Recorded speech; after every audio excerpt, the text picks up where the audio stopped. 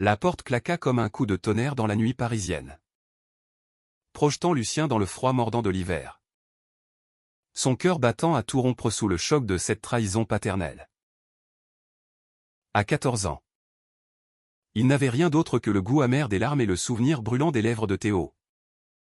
Ce garçon aux yeux verts qui avait fait naître en lui un amour pur. Interdit.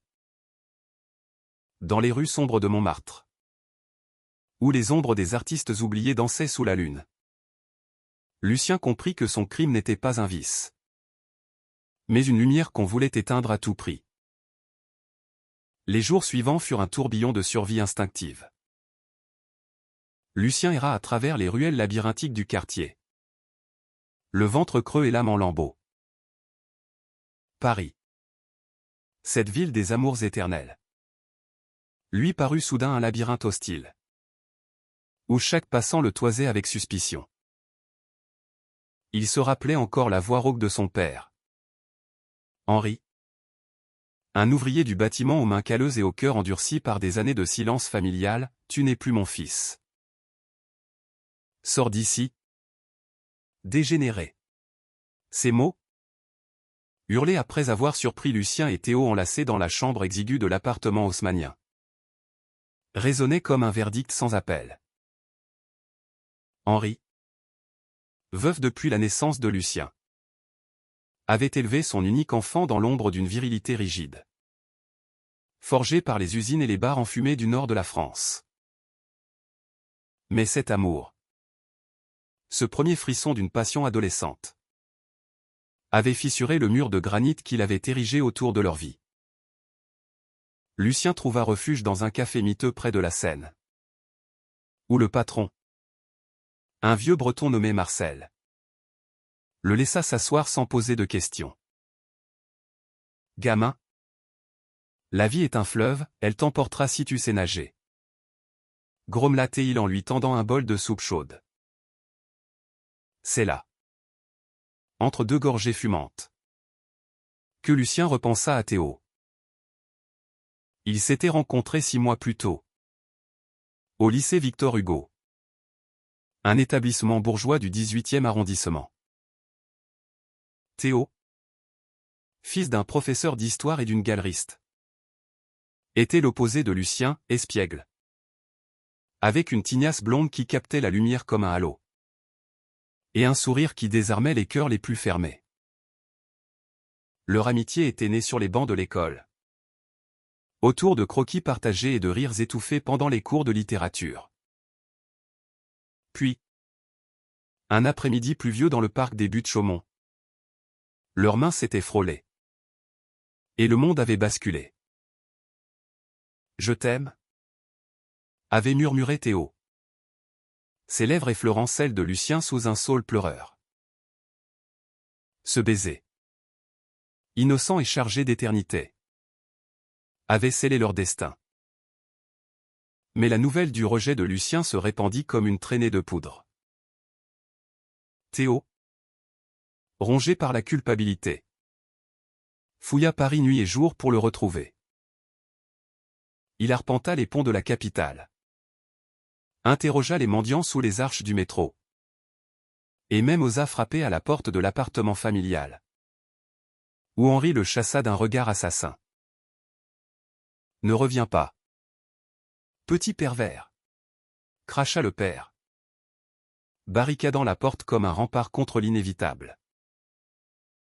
Théo, à 14 ans lui aussi, découvrit alors la fureur de l'amour, une flamme qui le consumait, le poussant à défier les conventions d'une société encore arc-boutée sur ses préjugés. Il contacta en secret une association pour jeunes LGBTQ+ du Marais, les enfants arc-en-ciel, où une conseillère nommée Élise, une femme transgenre d'une quarantaine d'années aux yeux emplis de sagesse, l'accueillit avec une tendresse maternelle. « L'amour n'est pas un crime, mon garçon. C'est le plus beau des révoltes. » Pendant ce temps, Lucien sombrait dans l'abîme. Il dormait dans des cartons sous les ponts, volait des fruits aux étals des halles pour survivre. Et chaque nuit, Les cauchemars le hantaient, le visage déformé de rage de son père. Les mains de Théo s'éloignant dans le brouillard. Un soir, alors qu'il fouillait une poubelle près de la tour Eiffel, il fut surpris par un groupe de skinheads errants. Ces ombres haineuses qui rôdaient dans les bas-fonds de la ville. Et le PD. T'as l'air perdu. Minus. Ricana l'un d'eux. Un colosse tatoué nommé Bruno. Lucien tenta de fuir. Mais ils le plaquèrent au sol. Leurs poings s'abattant comme une averse de plomb. Le sang coula. Chaud et salé. Sur le pavé froid. C'est alors que Théo surgit. Alerté par un instinct primal. Armé seulement de son courage et d'un cri perçant qui alerta les passants. La bagarre fut brève mais féroce, Théo, plus frêle, encaissa des coups pour protéger Lucien. Jusqu'à ce que la police intervienne, dispersant les agresseurs dans la nuit. Réunis à l'hôpital Necker, les deux garçons se retrouvèrent dans une chambre au mur blanc, entourés de l'odeur aseptisée de la désinfection. Lucien, le visage bandé, serra la main de Théo avec une force désespérée. Je croyais t'avoir perdu pour toujours. Souffla-t-il. Les larmes coulant librement. Théo. Les lèvres tuméfiées. Répondit d'une voix brisée, jamais. Notre amour est plus fort que leur chaîne. Élise. Venue les visiter avec des documents légaux. Leur expliqua les options, une famille d'accueil. Un soutien psychologique. Et surtout, une communauté qui les attendrait bras ouverts. Mais le chemin vers la guérison était semé d'embûches. Henri, tourmenté par ses propres démons, un frère aîné perdu dans les années folles. Un amour refoulé dans la jeunesse. Commença à douter. Une nuit, il erra dans les rues de Montmartre, hanté par le fantôme de sa femme décédée, qui lui avait toujours prêché la tolérance. « Que ai-je fait » murmura-t-il au vent, réalisant trop tard que son fils n'était pas une tache sur son honneur, mais un miroir de sa propre vulnérabilité. Les mois passèrent. Et l'amour de Lucien et Théo fleurit dans l'adversité. Ils s'installèrent temporairement chez Élise. Dans un petit appartement du Marais aux murs tapissés de photos d'arc-en-ciel et de citations de poètes maudits comme Rimbaud. Là, ils apprirent à naviguer les méandres de leur identité, des soirées de soutien où des jeunes comme eux partageaient leurs histoires de rejet et de renaissance. Des promenades main dans la main le long de la Seine, défiant les regards obliques. Mais la kermesse n'était pas finie. Un jour, lors d'une manifestation pour les droits LGBTQ+, place de la République, ils furent confrontés à une contre-manifestation violente orchestrée par des groupes extrémistes. Des slogans haineux fusèrent. Des pierres volèrent. Et Théo, protégeant un plus jeune militant, fut blessé à l'épaule. Lucien, enragé, chargea dans la mêlée, son cœur gonflé d'une fureur protectrice. La police chargea. Les gaz lacrymogènes emplirent l'air. Et dans le chaos, ils se perdirent de vue. Séparés par la foule en panique, Lucien chercha Théo frénétiquement, hurlant son nom au milieu des sirènes. Il le trouva enfin, effondré contre une fontaine, le sang coulant de son bras. « Je t'ai promis l'éternité. » Halta Théo, serrant Lucien contre lui. Cet incident les propulsa sous les feux des projecteurs, un journaliste du Monde, touché par leur histoire, publia un article poignant qui fit scandale. Les lettres affluèrent de soutien, de pardon, et même d'Henri. Le père, Brisé par la culpabilité. Écrivit une lettre tremblante, mon fils. J'ai eu peur de ce que je ne comprenais pas. Reviens. Ou permets-moi de te prouver que l'amour paternel peut guérir. Lucien. Après des nuits de réflexion. Accepta une rencontre au café où tout avait commencé. Face à face. Sous le regard bienveillant d'Élise. Henri pleura pour la première fois depuis des décennies. Je t'aime. Lucien. Peu importe qui tu aimes. Le pardon ne fut pas aisé. Mais il tissa les fils d'une famille recomposée. Lucien et Théo. Désormais inséparables, poursuivirent leurs études au lycée. Où un club LGBTQ+ naquit de leur initiative. Un havre pour les âmes en quête d'acceptation. Leur romance s'épanouit en une danse de tendresse, des baisers volés dans les jardins du Luxembourg. Des promesses chuchotées sous les étoiles de la butte Montmartre. Et un soir d'été. Lors d'une fête foraine sur les berges de la Seine. Théo s'agenouilla au non pour une bague. Mais pour un vœu solennel, ensemble. Nous défierons le monde. Jusqu'à ce que l'amour soit libre pour tous. Les années lycée filèrent comme un express sur les rails de la RER. Emportant Lucien et Théo dans un tourbillon de découvertes et de défis. À 16 ans. Leur amour avait mûri. Passant de l'innocence adolescente à une passion profonde. Ancrée dans la résilience. Lucien. Avec ses cheveux désormais coupés courts et son regard affûté par les épreuves. Excellait en arts plastiques. Canalisant sa douleur en toile sombre où des figures enlacées défiaient des tempêtes grises. Théo. Quant à lui. S'était plongé dans la littérature. Dévorant les œuvres de Proust et de Gide. Ces voix françaises qui avaient osé murmurer l'interdit. Ensemble. Ils organisaient des ateliers au club scolaire. Invitant Élise à parler de sa transition. Une histoire de courage qui inspirait les plus timides. Mais l'ombre du passé ressurgit un soir d'automne. Quand Henri, désormais à la retraite, annonça son intention de se remarier. La promise. Une veuve nommée Claire. Une infirmière aux manières douces et aux yeux bleus comme la Méditerranée. Apportait une bouffée d'air frais dans la vie du père. Pourtant, lors d'un dîner familial tendu dans l'appartement rénové où les murs jaunis repeints en blanc cassé, symbole d'un nouveau départ, Claire posa une question innocente, et Lucien. Il a quelqu'un dans sa vie? Le silence s'abattit comme une lame. Henri, rougissant, balbutia une réponse évasive. Mais Lucien, las des faux-semblants, prit la parole, oui. Théo. Et c'est l'amour de ma vie. Claire, loin d'être choquée, sourit avec une chaleur sincère. Alors? Invitez-le. J'aimerais le rencontrer.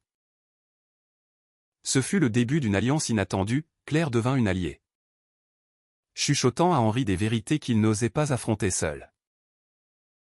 Pourtant, la kermesse extérieure menaçait toujours.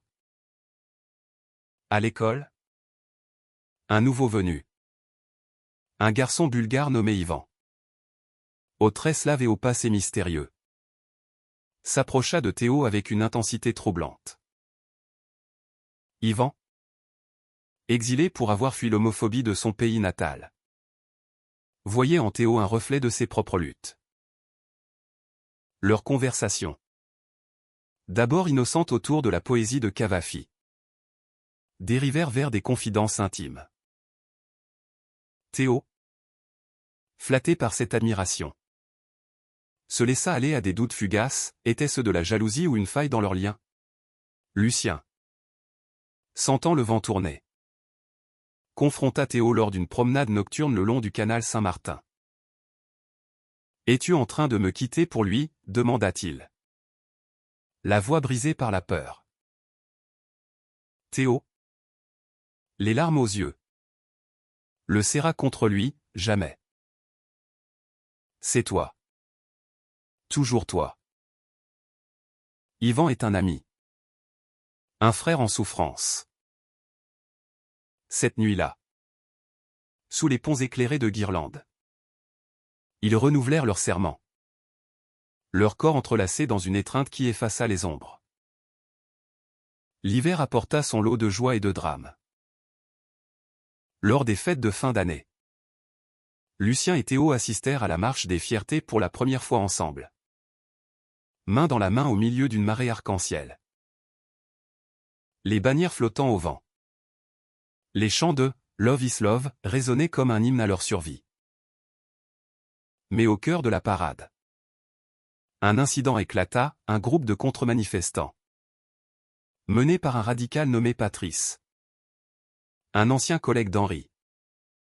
Lança des insultes et des objets. Lucien, protégeant Théo, fut aspergé de peinture rouge. Symbole sanglant de haine. La foule riposta. Et dans la confusion, Théo glissa, se blessant à la cheville. Évacués par les ambulances, ils passèrent Noël à l'hôpital. Entourés d'Élise et de Claire.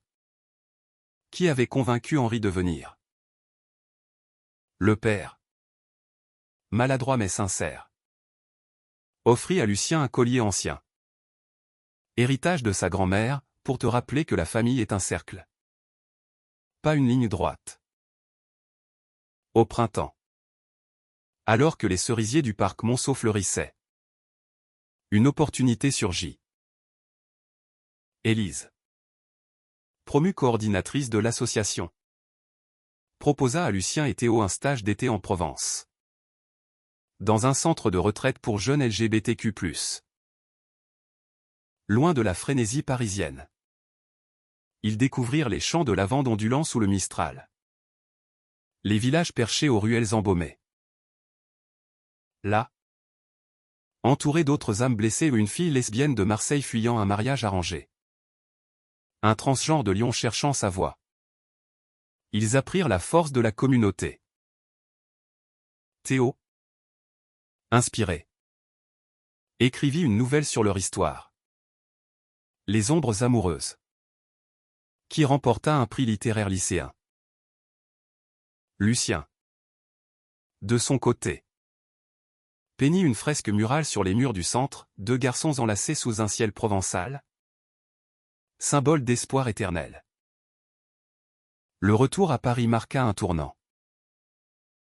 À 17 ans, Lucien et Théo affrontèrent les examens du baccalauréat. Une épreuve qui testa non seulement leurs esprits, mais leurs âmes entrelacées. Les nuits blanches d'études. Passées dans la chambre de Théo désormais ouverte aux deux garçons par une claire compréhensive. Étaient ponctuées de baisers volés et de promesses murmurées. Après le bac.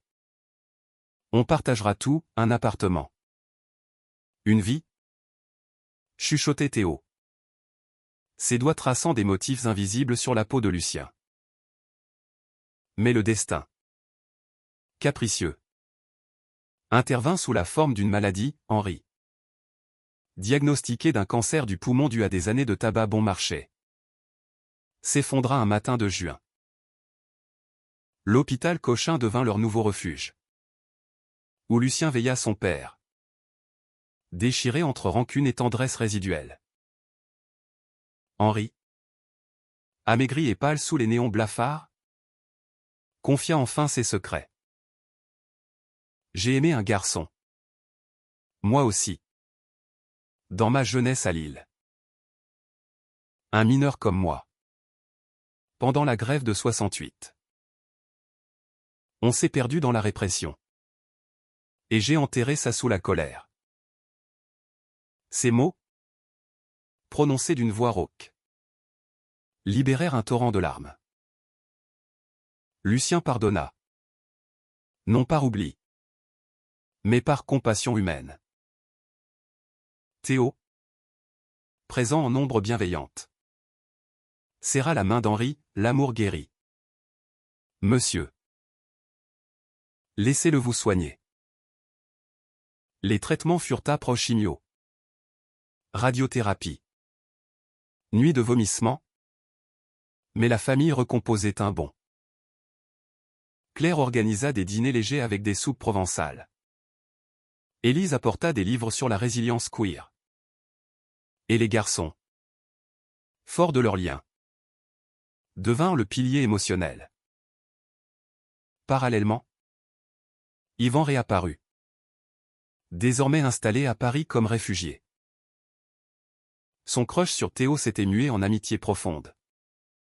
Mais il apporta une vague de danger, traqué par des nationalistes bulgares exilés en France. Il fut attaqué un soir près de la Bastille.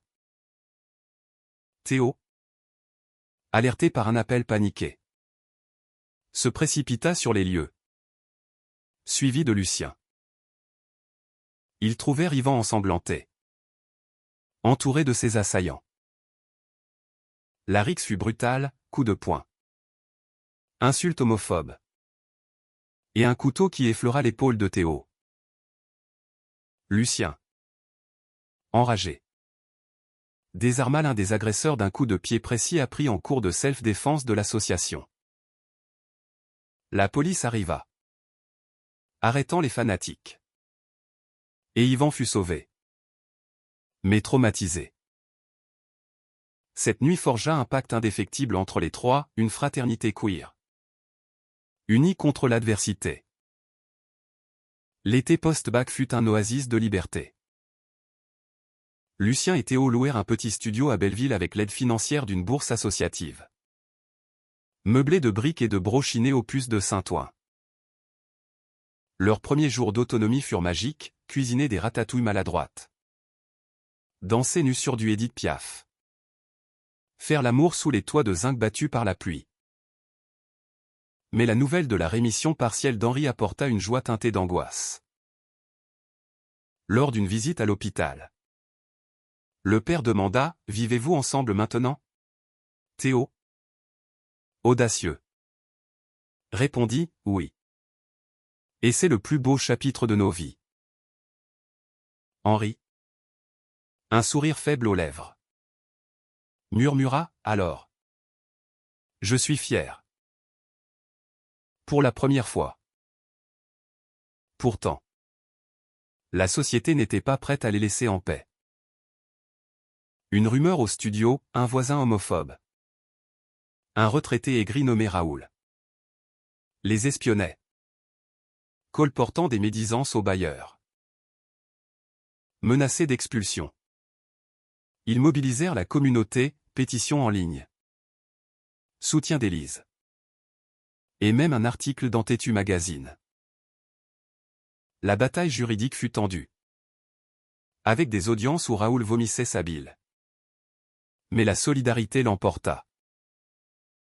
Raoul fut condamné pour harcèlement.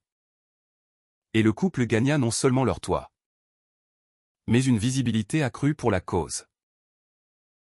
À 18 ans, l'entrée à l'université marqua un nouveau chapitre. Lucien intégra les Beaux-Arts de Paris, où ses toiles queer explorant le rejet familial firent sensation lors d'une expo inaugurale. Théo, à la Sorbonne en lettres modernes, publia sa nouvelle dans une revue étudiante, déclenchant un buzz sur les réseaux.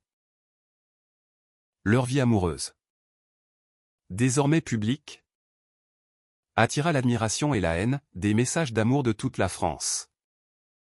Mais aussi des menaces anonymes de trolls extrémistes. Un soir, rentrant d'une lecture poétique au caveau de la Huchette, ils furent suivis par deux voyous masqués.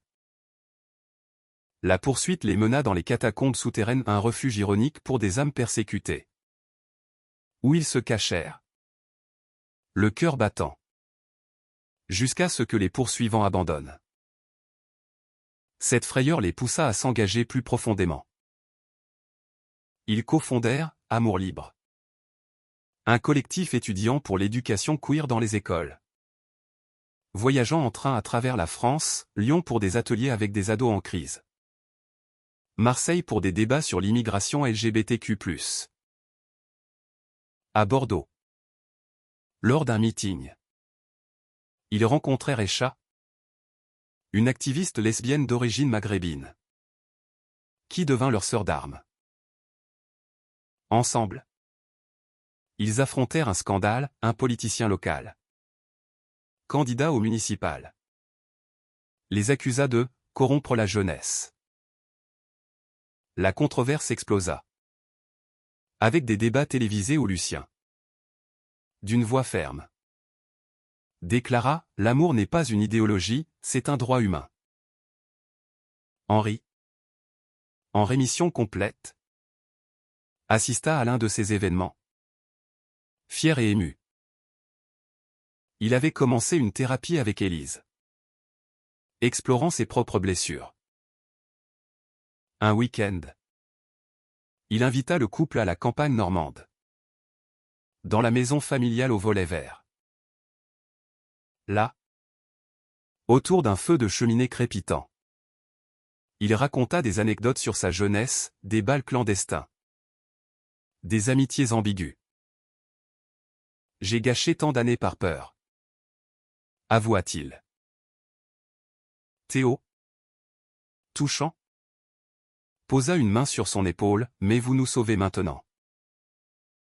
Ce voyage scella la réconciliation, avec des promenades sur les falaises battues par les vagues, où Lucien et Théo s'embrassèrent sous le regard approbateur d'Henri.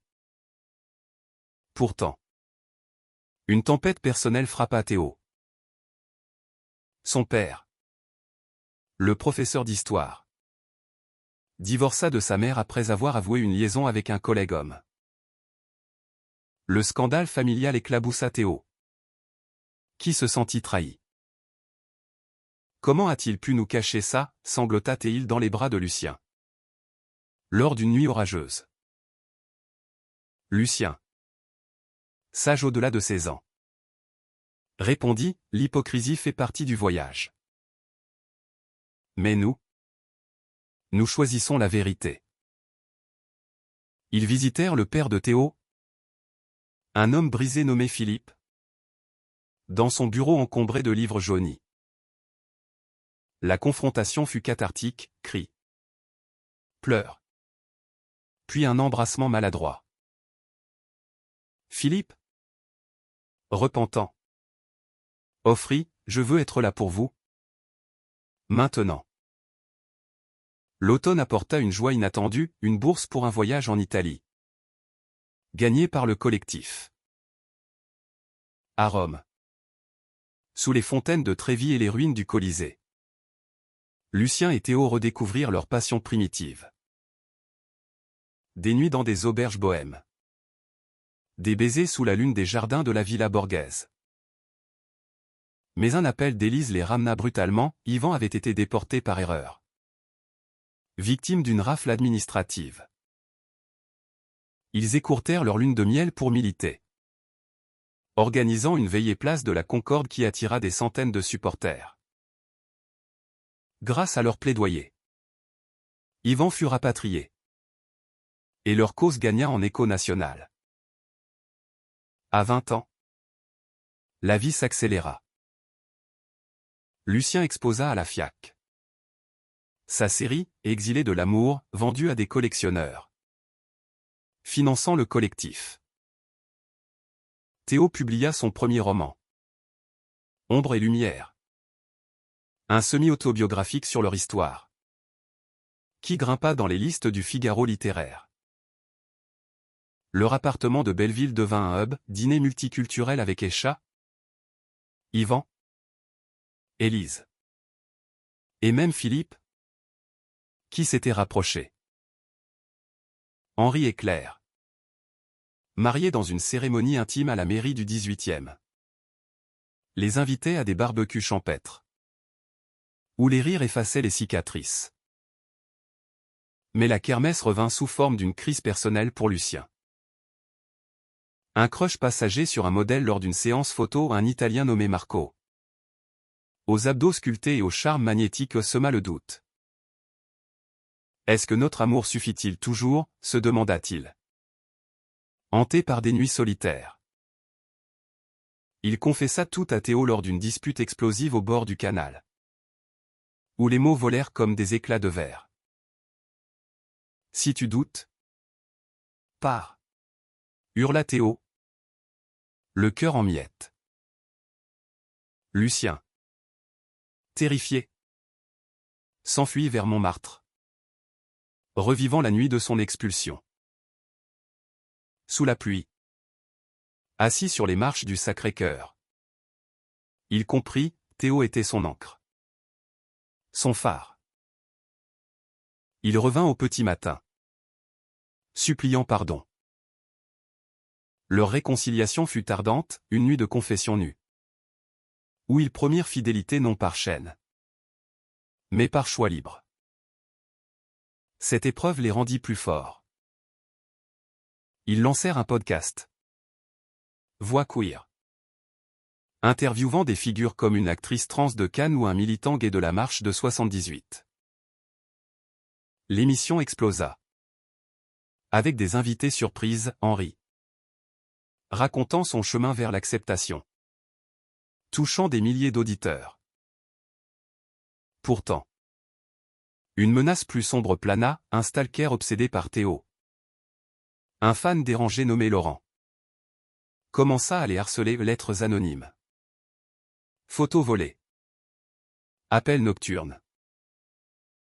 La peur s'installa, transformant leur joie en vigilance. Élise les conseilla, alerter la police, renforcer les sécurités. Lors d'une confrontation finale dans un café du Marais, Laurent fut arrêté. Son obsession révélée comme un écho de sa propre répression intérieure. L'été les mena à un festival queer à Avignon, où leur performance au Lucien peignant en live tandis que Théo lisait des extraits de son roman fut ovationné. Sous les remparts médiévaux, ils firent l'amour pour la première fois en public. Un acte symbolique de libération.